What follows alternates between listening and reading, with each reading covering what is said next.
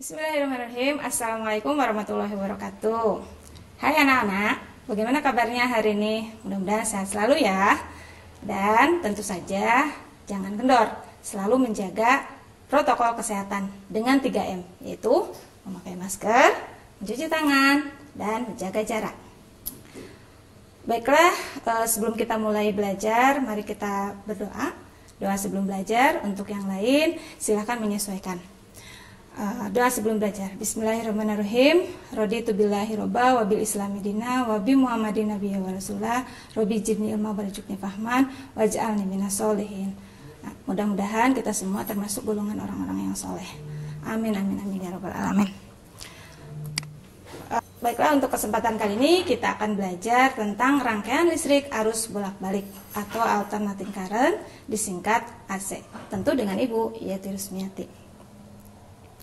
Kompetensi dasarnya 3.5 itu menganalisis rangkaian arus bolak-balik AC serta penerapannya. 4.5 mempresentasikan prinsip kerja penerapan rangkaian arus bolak-balik dalam kehidupan sehari-hari. Nah, ini peta konsepnya, konsep pentingnya nanti kita akan lihat bagaimana nilai efektif, impedansi, daya, beda fase untuk arus dan tegangan. Kemudian ada parameter pentingnya, amplitudo, frekuensi, periode, dan fase. Kemudian untuk metode analisis kuantitatifnya kita gunakan diagram fasor, yaitu dari rangkaian dasar yang bersifat resistif, induktif, maupun kapasitif. Ada juga kita analisis rangkaian yang lebih kompleks yang terdiri dari R, L, dan C yang disusun secara seri. Dan aplikasinya tentu pada resonansi. Nah, tentu kita ingin tahu apa sih manfaat dari belajar rangkaian arus bolak-balik ini. Ya, Ibu ini tampilkan transmisi dan distribusi tenaga listrik. Ya, tentu tenaga listrik atau energi listrik ini sangat dibutuhkan dalam kehidupan sehari-hari. Bagaimana sih energi listrik itu bisa sampai di kita sebagai customer, ya, sebagai pengguna? Nah, energi listrik itu dihasilkan dari pembangkit tenaga listrik. Di mana pembangkit tenaga listrik? Contohnya di Jawa Barat ada di Purwakarta. Ya, di situ ada Waduk Jatiluhur yang menghasilkan tenaga listrik. Di situ ada transformator step up untuk menaikkan tegangan, kemudian ditransmisikan dari kota ke kota sampai ke pelosok, kemudian sampai di lokal tertentu terdapat gardu listrik yang kemudian didistribusikan ke customer sesuai dengan kebutuhan dan sampailah ke kita ke rumah. Nah, ini penampakan dari sebuah kota di malam hari. Tentu kita bayangkan apa yang terjadi kalau tidak ada energi listrik, ya. Jangankan sehari, mungkin 1 jam saja udah kewalahan, ya. Nah, sebelum kita mulai belajar tentang listrik arus bolak-balik, kita harus tahu dulu apa sih bedanya antara listrik arus searah atau DC dengan listrik arus bolak-balik atau AC. Nah, listrik arus searah, kalau kita gambarkan rangkaian listrik arus searah, sumber tegangan arus searah di dalam rangkaian listrik itu dilambangkan dengan 2 garis yang salah satunya ukurannya lebih panjang. Yang lebih panjang ini menunjukkan kutub positif dan yang satunya kutub negatif. Nah, kemudian misalnya kita punya sebuah resistor. Nah, resistor ini dihubungkan sehingga rangkaiannya tertutup. Apa yang terjadi ketika rangkaiannya tertutup? Maka di dalam rangkaian ini mengalir arus dari kutub positif ke kutub negatif. Seperti ini arah arusnya. Ya, nah kalau kita lihat pada resistor ini, maka akan mengalir arus yang berarah dari kiri ke kanan seperti ini. Ya, nah sekarang apa bedanya dengan rangkaian listrik arus bolak-balik? Rangkaian listrik arus bolak-balik itu diantaranya dihasilkan dari generator arus bolak-balik. Ya, di mana grafik tegangan terhadap waktunya merupakan grafik sinusoida.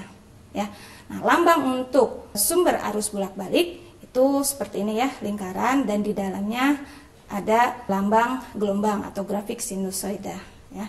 Nah, kalau kita hubungkan sumber arus bolak-balik ini dengan sebuah resistor, ya, maka kita lihat dari grafik ini, dari titik 0 sebelah kiri sini sampai ke titik 0 sebelah kanan ini dikatakan gelombangnya itu menempuh 1 gelombang atau waktu yang dibutuhkannya menunjukkan periodenya, ya. Nah, tapi kita lihat bahwa setengah periode pertama tegangannya bernilai positif, ya, karena dia ada di atas sumbu T. ya. Nah, maka kalau kita misalkan ketika tegangannya bernilai positif, kita misalkan di sini kutub positif, sebelah kiri kutub positif, sebelah kanan kutub negatif, maka di dalam rangkaian ini akan mengalir arus yang berarah seperti ini, ya, searah putaran jarum jam. Artinya, pada resistor ini akan mengalir arus yang berarah dari kiri ke kanan. Ya. Nah, sekarang apa yang terjadi untuk setengah periode berikutnya? Karena grafik V terhadap T-nya berada di bawah sumbu T, maka V-nya bernilai negatif. Nah, kalau V-nya bernilai negatif, berarti bertukaran tandanya. Yang tadinya tanda positifnya di sebelah kiri, sekarang berubah menjadi positifnya di sebelah kanan dan negatifnya di sebelah kiri. Apa akibatnya? Maka akibatnya di dalam rangkaian ini mengalir arus yang arahnya berlawanan arah putaran jarum jam. Atau kalau kita lihat pada resistor ini, maka arus mengalir dari kanan ke kiri seperti ini, ya. Nah, itu berlangsung secara periodik, artinya secara terus menerus. Artinya arusnya itu mengalir setengah periode pertama ke kanan, ya, setengah periode berikutnya ke kiri, ke kanan, ke kiri, ke kanan, kiri, dan seterusnya. Maka rangkaiannya disebut dengan rangkaian arus bolak-balik. Nah, jadi catatannya, arus bolak-balik itu atau alternating current itu merupakan arus dan tegangan listrik yang besarnya berubah terhadap waktu dan mengalir dalam dua arah. Dan arus bolak-balik ini dihasilkan oleh generator yang menghasilkan tegangan bolak-balik dan biasanya dalam bentuk gelombang sinusoida. Listrik PLN menggunakan tegangan bolak-balik berbentuk sinusoida. Kalau kita punya rangkaian listrik arus bolak-balik, apa sih alat ukur yang bisa kita gunakan? Nah, alat ukur yang bisa kita gunakan diantaranya adalah osiloskop. Tampilan osiloskop seperti ini. Apa sih osiloskop itu? Osiloskop itu adalah alat ukur elektronik yang dapat memetakan atau memproyeksikan sinyal listrik dan frekuensinya menjadi gambar grafik agar dapat dibaca dan mudah dipelajari. Sehingga osiloskop itu kita bisa mengamati, menganalisis bentuk gelombang dari sinyal listrik atau frekuensi dalam suatu rangkaian elektronik. Pada osiloskop itu ditampilkan grafik dua dimensi, di mana variabel waktu ke arah sumbu X dan tegangan ke arah sumbu Y. Nah, untuk mengetahui lebih jauh bagaimana penggunaan dari osiloskop, kalian bisa melakukan studi literasi dengan melihat jurnal pendidikan fisika yang kalian bisa cari di Google Scholar. Ini linknya ibu berikan, nanti bisa kalian lihat, ya. Nah, osiloskop ini harganya mungkin agak masih berjuta-juta, ya. Walaupun sekarang memang sudah dibuat osiloskop portable yang lebih praktis, yang harganya lebih murah, tetapi kita tentu harus melihat bagaimana sensitivitas dan karakter osiloskop tersebut, ya. Nah, ada cara lain untuk menganalisis rangkaian arus bolak-balik, yaitu dengan menggunakan software namanya NIMultiSim. Untuk mendownload software NIMultiSim ini, kalian bisa download di sini linknya. Ini linknya. Nah, ini kalau kalian misalnya mau download linknya yang tadi, kalian tinggal klik download di sini, ya. Nah, apa sih NIMultiSim itu? NIMultiSim adalah sebuah software aplikasi yang berfungsi untuk menggambar dan mensimulasikan perilaku rangkaian elektronik baik analog maupun digital. Software ini dikembangkan oleh perusahaan nasional instrumen yang bergerak dalam bidang produksi komponen-komponen elektronik. Multisim merupakan pengembangan dari software simulasi rangkaian elektronik yang sebelumnya dikenal dengan nama Electronic Workbench. Dengan multisim ini kita dapat memodelkan sifat dari parameter rangkaian analog dan digital. Kemudian kemampuannya yang disediakan multisim itu dapat memodelkan berbagai rangkaian, kemudian menguji suatu rangkaian dengan berbagai kemungkinan komponen dan memeriksa sifat dari keseluruhan rangkaian dengan melakukan analisis AC atau DC atau transient. Sekarang kita coba lihat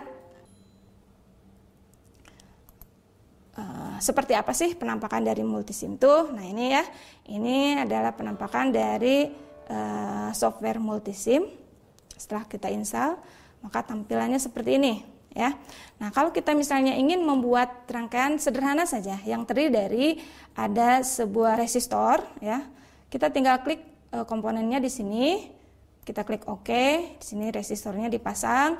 Kemudian satu buah sumber arus searah seperti ini.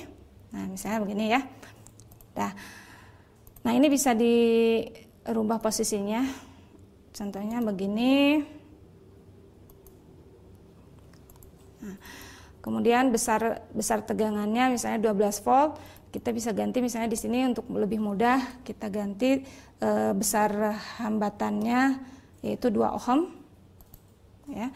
Nah, kemudian kita buat rangkaiannya menjadi tertutup dengan memasangkan kabel di sini dan juga di sini.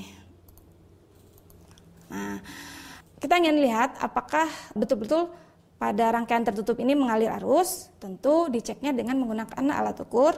Alat ukurnya bisa kita cari di sini di sebelah kanan nih ya. Alat ukurnya yang pertama kita gunakan adalah multimeter. Multimeter ini bisa kita setting untuk mengukur arus, maka klik yang A-nya ya. Nah, maka kalian tentu ingat bahwa arus listrik itu diukur dengan ampere meter dengan susunan seri ya. Nah, sehingga kita udah punya sebuah rangkaian yang terdiri dari sumber tegangan arus searah, kemudian sebuah resistor yang besarnya 2 ohm ya, kemudian dengan ampere meter yang dipasang seperti ini. Nah, kalau misalnya sudah selesai kita buat rangkaiannya, maka kita jalankan rangkaiannya ya dengan ngeklik run di sini atau di ujung kanan sini. Satu lagi, jangan lupa kita belum menempatkan ground. Jadi selalu di dalam rangkaian itu kita tempatkan ground ya. Misalnya di sebelah sini kita tempatkan ground. Oke, nah mari kita lihat bagaimana penampakan dari ampere meternya. Ya, dengan mengeklik 2 kali, dengan rumus sederhana seperti yang sudah kalian ketahui di bahasan tentang hukum Ohm. Ketika kita punya tegangan sebesar 12 volt, ya, kemudian punya sebuah resistor sebesar 2 ohm, ya, maka arus yang mengalir dalam rangkaian ini sebesar I sama dengan V per R, yaitu 12/2. Berapakah besarnya? 12/2 tentu 6 ya. Nah, berarti harus mengalir arus 6 ampere pada rangkaian ini ya. Coba kita lihat, kita jalankan. Nah, seperti itu ya. Nah, ini rangkaian sederhana. Bagaimana kalau kita punya rangkaian yang terdiri dari R, L, dan C ya. Nah, kita gunakan alat ukurnya adalah osiloskop ya. Misalnya ibu ini udah buat. Bagaimana kalau kita ukur menggunakan osiloskop ya. Nah, nanti pada tampilan osiloskop akan terbentuk gelombang sinusoida seperti ini ya. Nah, gelombang sinusoida ini bisa kita analisis. Misalnya kalian tentu tahu satu gelombang itu membutuhkan waktu yang disebut dengan periodenya. Maka dari sini, dari gelombang yang dihasilkan ini, satu periodenya itu adalah berapa kotak nih. Nah, kita bisa atur di sini skalanya ya. Untuk skala horizontal kita bisa lihat di sini. Contohnya ibu setting 5 ms. Ms itu miliskon per div ya. Kemudian untuk skala vertikalnya satu kotaknya itu menunjukkan 200 volt ya. Nah, berarti bisa kita lihat pada rangkaian ini berapa besar periodenya. Besar periodenya adalah satu gelombang utuh itu dari sini sampai ke sini. Itu terdiri dari 3 kotak, lebihnya 2 karena satu kotak itu dibagi 5 skala, berarti lebihnya 2/5 atau 0,4 ya. Nah, berarti satu periodenya adalah 3,4. Nah, tinggal kita kalikan dengan skala waktunya ya. Jadi 3,4 dikali dengan 5 miliskon ya. Nah, itu hasilnya periodenya. Untuk frekuensinya tinggal kita hitung 1/T, di mana frekuensi itu adalah 1/T ya. Nah, kemudian untuk grafik ke arah vertikalnya ini menunjukkan tegangan ya. Nah, tegangan di sini menggunakan skala 200 volt per div per kotaknya ya. Nah, jadi ini ada tegangan dari puncak ke puncak atau V peak to peak ya. Tegangan dari puncak ke puncaknya bisa kita lihat hampir mendekati 2 kotak ya. Berarti kalau 2 kotak misalnya kita tinggal hitung 2 kali 200 volt ya. Berarti 400 volt. Berarti tegangan maksimumnya berapa nih? Di dalam rangkaian ini akan mengalir tegangan maksimumnya sebesar setengah kali tegangan dari puncak ke puncaknya. Begitu diantaranya ya. Nah kemudian kita lihat lagi contoh yang tadi ya. Jadi setelah pembacaan skala pada osiloskop, kita bisa melihat menganalisis ya, misalnya volt per dipnya. Kalau volt per dipnya itu dipasang 20 volt, time per dipnya 2 milisekon, dan panjang satu gelombangnya itu adalah 1 kotak, hanya 1 kotak ya, dan tinggi gelombangnya 4 kotak, maka hasilnya diperoleh tegangan puncak ke puncaknya sebesar 4 kali 20 volt atau sebesar 80 volt ya. Kemudian tegangan maksimumnya setengah kali tegangan puncak ke puncak, yaitu sebesar 40 volt. Periodenya itu 1 kotak kali 2 milisekon, yaitu 2 milisekon. Dan frekuensinya 1 per T. Nah, milinya kalian rubah dulu ya, jangan lupa. Milinya kita rubah dikalikan dengan 10 pangkat min 3. Ya, jadi frekuensinya adalah 1 per T yang besarnya adalah 500 Hz. Ya. Nah, pada rangkaian arus bolak-balik, tadi seperti yang sudah ditunjukkan pada osiloskop ya, hasil yang ditunjukkan pada osiloskop itu adalah gelombang sinusoida dengan nilai maksimum tegangan dan periode dan frekuensinya kita bisa tentukan ya. Nah, tentu kalian sudah tahu bahwa gelombang sinusoida itu dituliskan dalam bentuk persamaan V sama dengan Vm sin theta. Ya, Vm-nya di sini adalah V maksimum ya.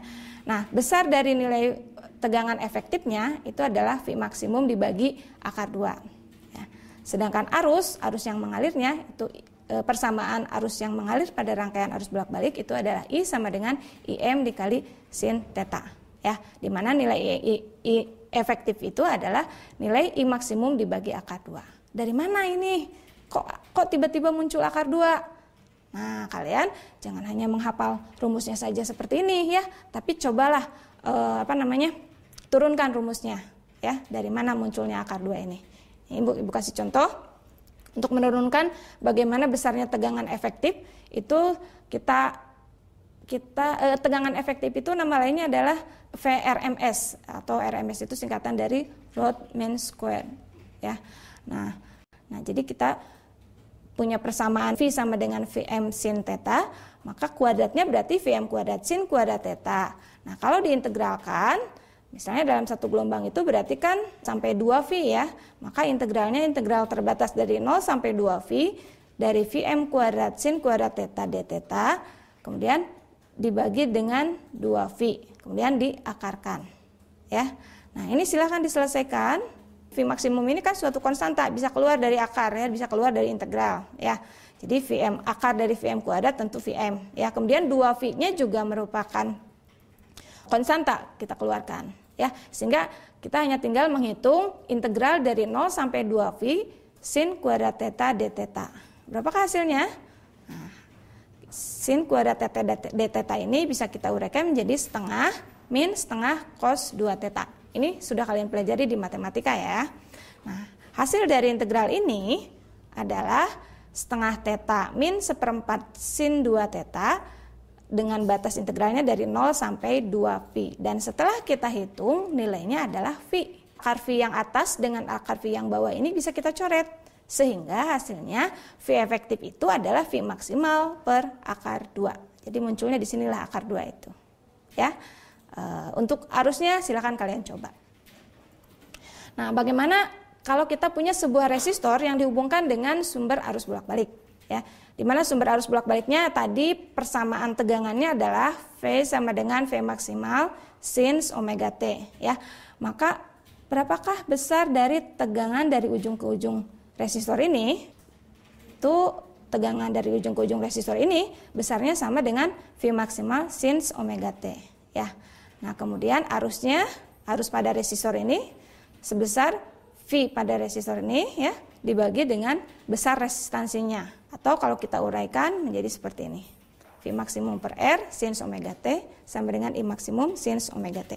Nah, kalau kita lihat grafik antara arus dan tegangan pada rangkaian yang terdiri dari sebuah resistor yang dihubungkan dengan sumber arus bolak-balik, maka kita bisa lihat bahwa fase antara arus dan tegangan itu sama. Artinya sefase, ya. Jadi arus, kesimpulannya adalah arus dan tegangan itu adalah sefase. Ya. Nah, kemudian apa yang terjadi kalau kita punya misalnya sebuah induktor? Induktor itu lilitan. Kalau sebuah induktor dihubungkan dengan sumber arus bolak-balik, ya, maka nilai hambatan dari induktor ini itu besarnya disebut dengan reaktansi induktif. Tentu tergantung pada berapa besar dari induktansi dirinya. Apa itu induktansi diri? Induktansi diri itu lambangnya L, yang satuannya Henry.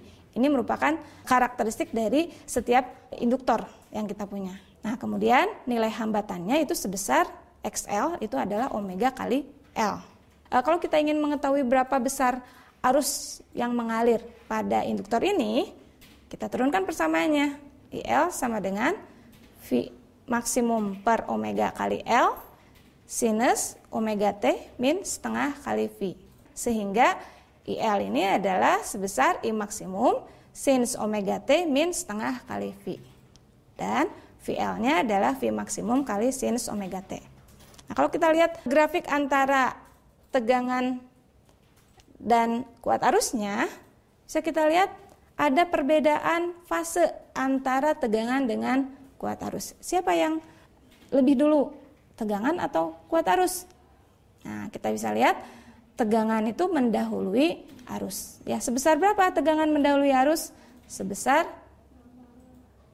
berapa beda fasenya nih? Nah, bisa kita lihat beda fasenya adalah sebesar setengah V. Begitu, ya. Nah, sekarang coba kita lihat kalau kita punya sebuah kapasitor. Kalian tentu tahu ya, masih ingat ya, di bab sebelumnya kalian udah belajar tentang listrik statis, yaitu kapasitor.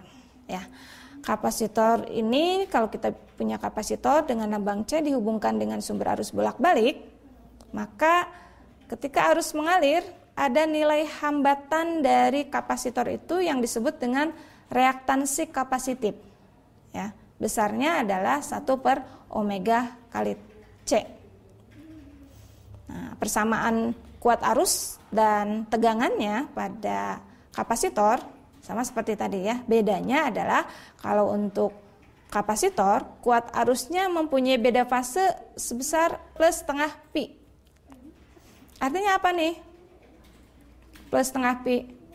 Artinya kalau kita lihat grafik antara arus dan tegangan dari rangkaian kapasitor ini, maka arus mendahului tegangan dengan beda fase sebesar setengah pi. Atau berapa setengah pi itu? 90 derajat gitu ya.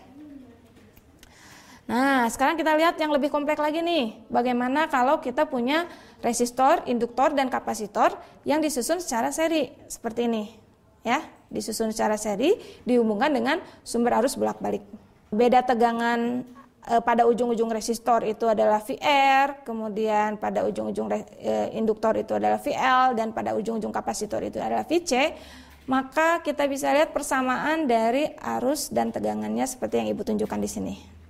Ada satu yang harus kalian pahami juga, bahwa tegangan pada resistor bernilai maksimum itu sebesar sesuai dengan hukum Ohm ya, yaitu I dikali R-nya. I-nya tentu I yang mengalir pada resistor dengan nilai maksimumnya ya, kemudian dikalikan dengan R nilai resistansinya ya, atau VRM itu adalah IM dikali R. Bagaimana sekarang beda potensial dari ujung-ujung induktor? Kalikan antara I dengan XL-nya, yaitu sebesar I dikali XL atau I kali omega kali L ya. Dan begitu juga untuk kapasitor. Maka nilai tegangan pada ujung-ujung kapasitor itu sebesar I dikali XC atau I per omega kali C. Ya.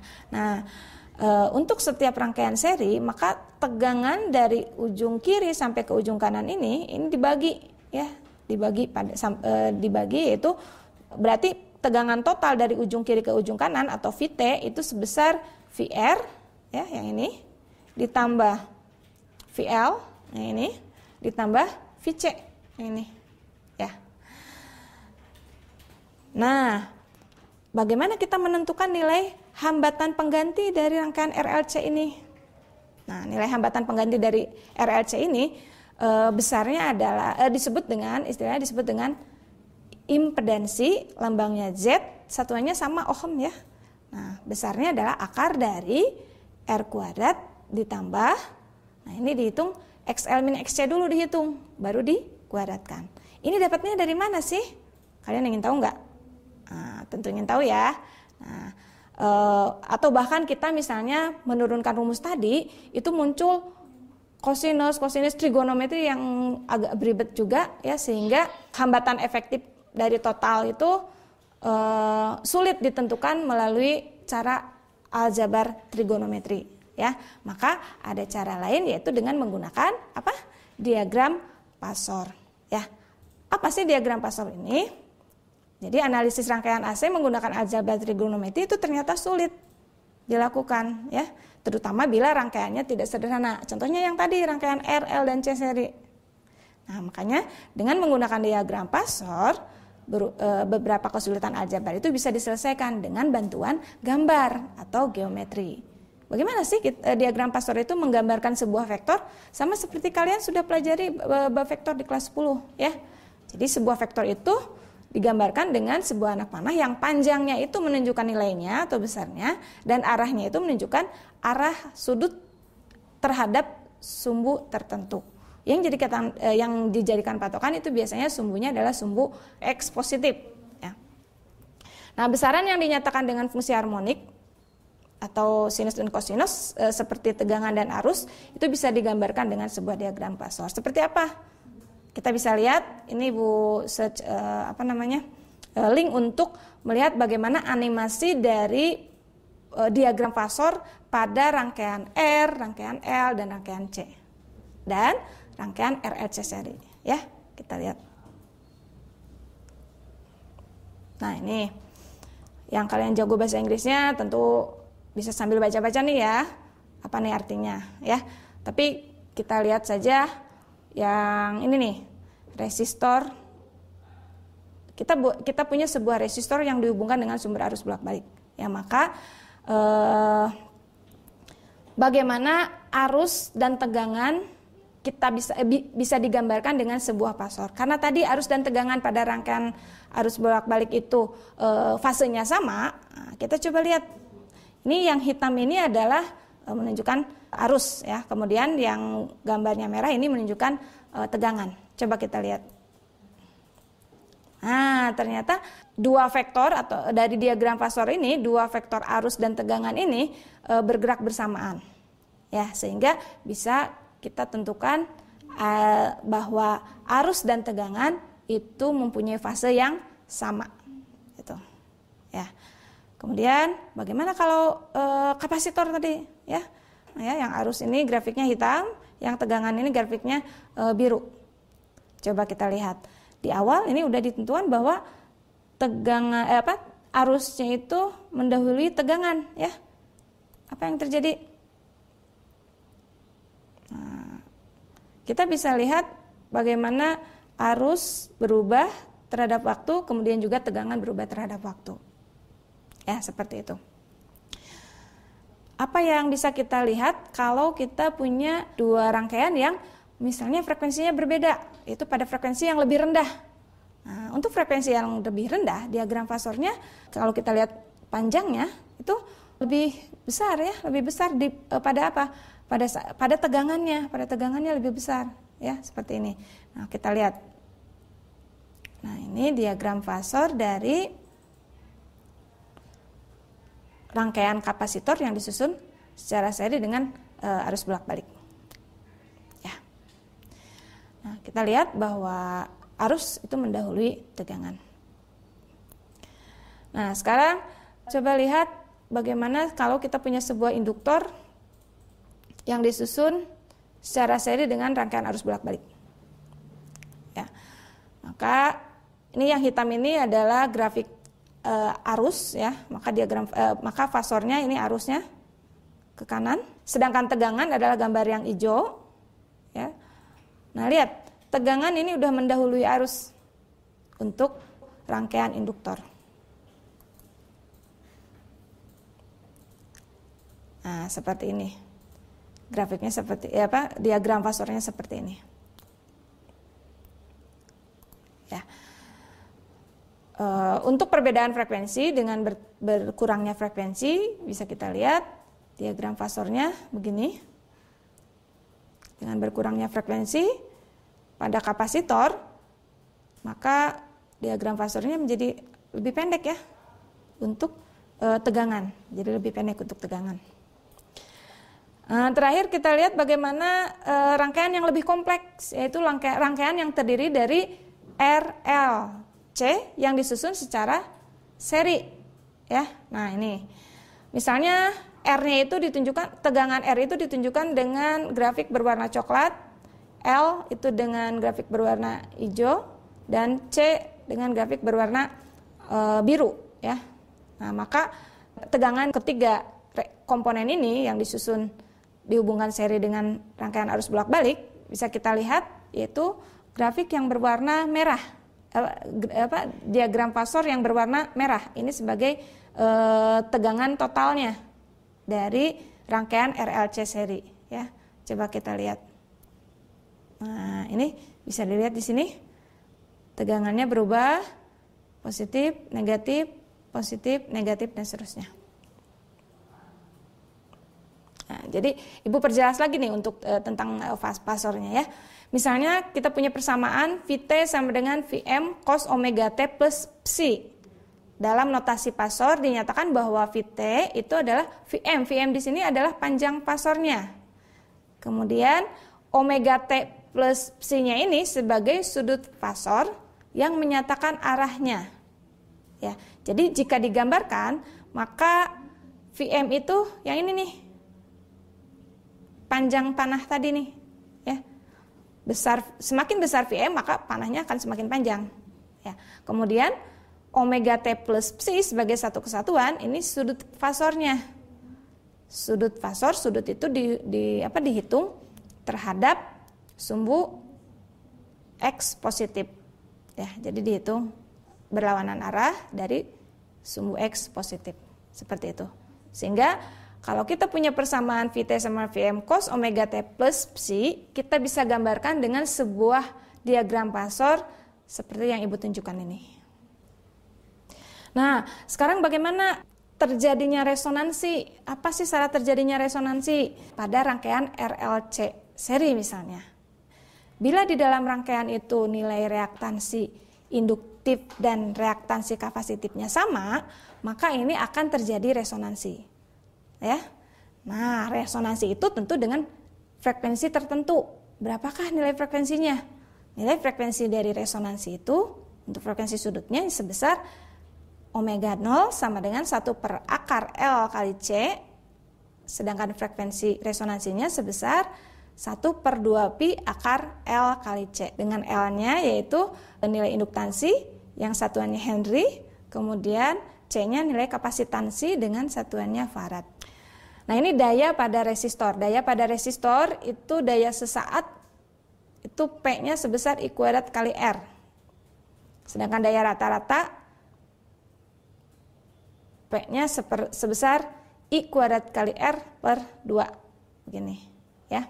Untuk induktor, daya sesaatnya I kali VL. Yang besarnya I kali VL per 2 kali sins 2 omega T.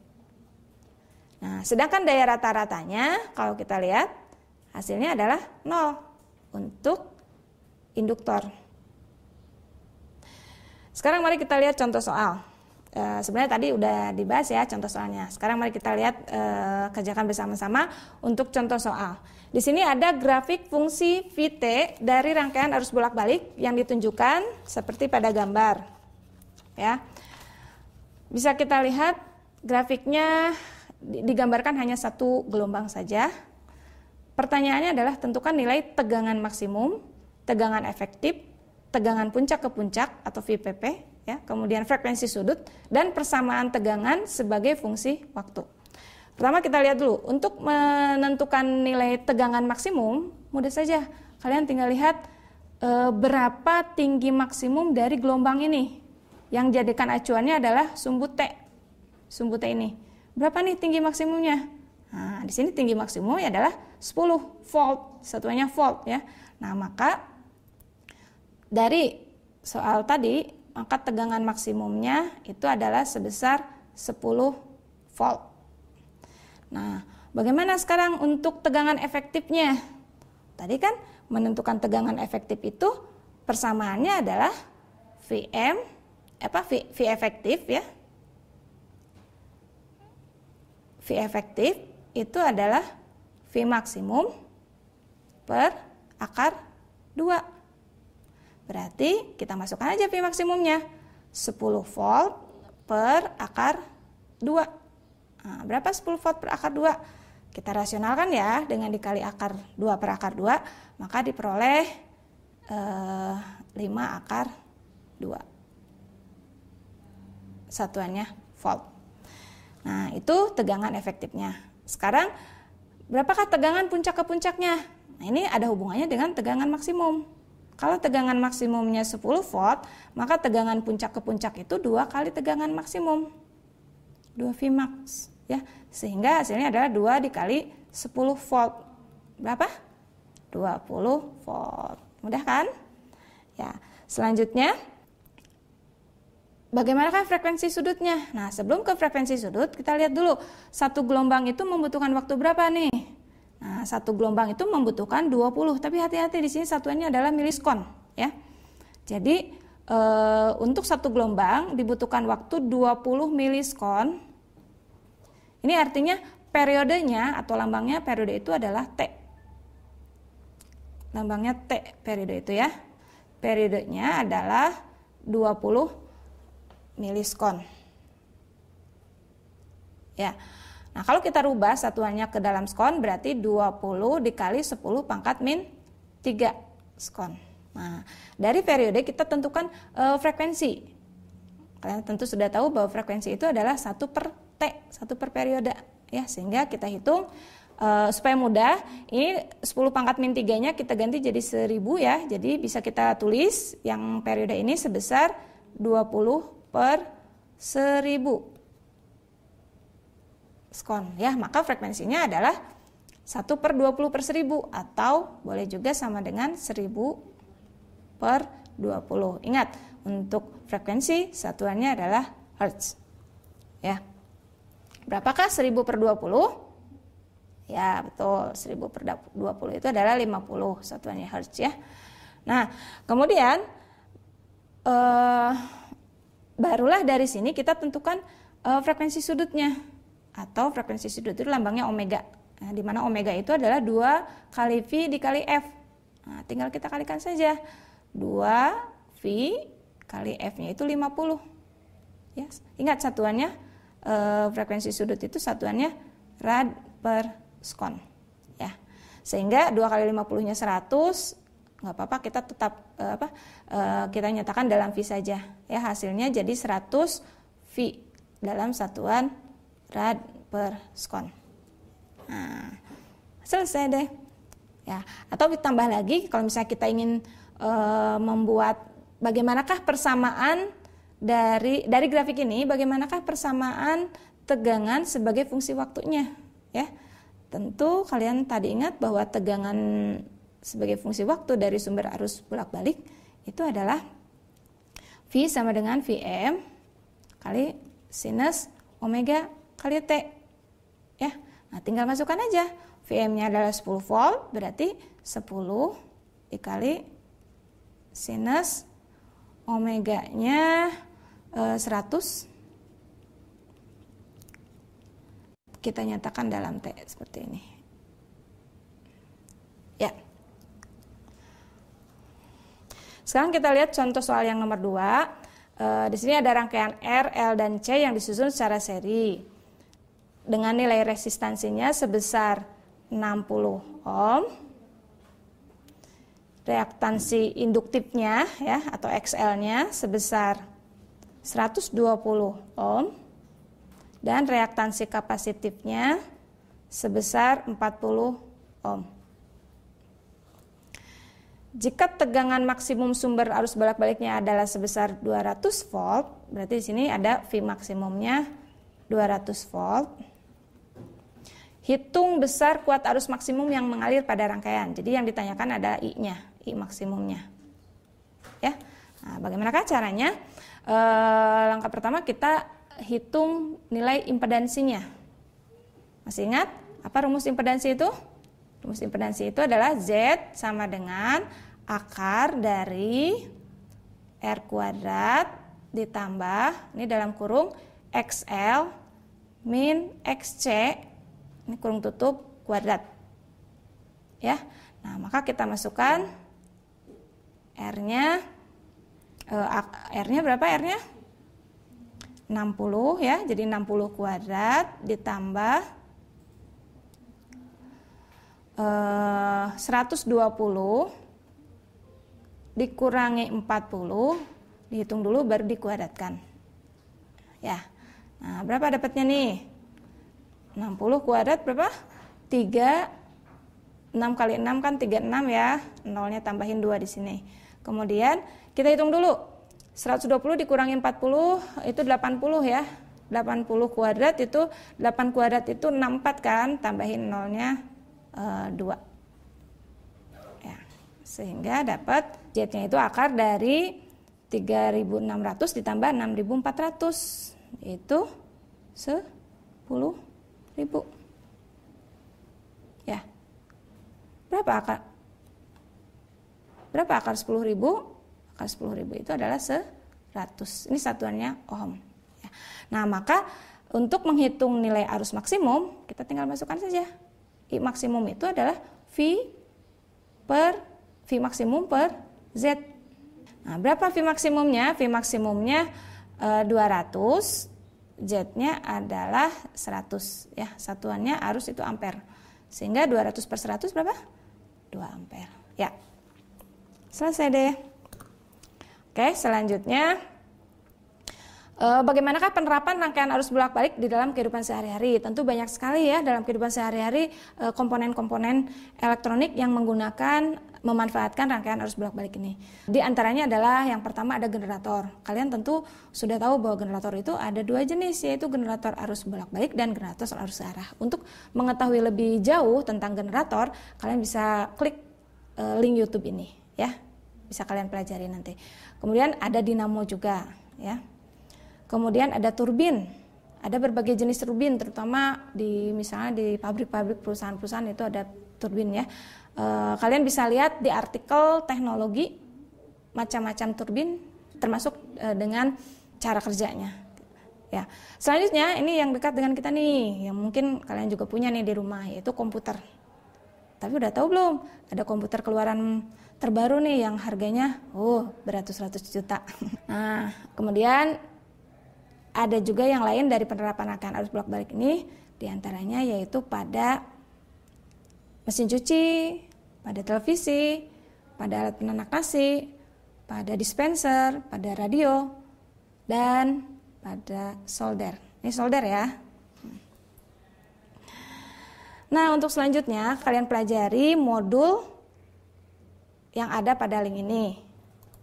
Ya. Kalian bisa pelajari modul yang ada pada link ini. Ini modulnya. Kita akan belajar nanti lebih dalam lagi tentang rangkaian arus bolak-balik ini. Ya. Selesai sudah pembelajaran kali ini, mari kita tutup dengan ucapan hamdalah, alhamdulillahirrahmanirrahim, dan ditutup dengan doa setelah belajar. Allahumma ini istaiduka ma alam tanihi farduhu ilaya inna hajati wala tansanihi ya robbal alamin. Amin amin ya robbal alamin. Terima kasih. Untuk Ananda sekalian yang masih belum paham, bisa ulang lagi ya videonya sehingga bisa lebih paham lagi. Terima kasih, sampai sini. Assalamualaikum warahmatullahi wabarakatuh.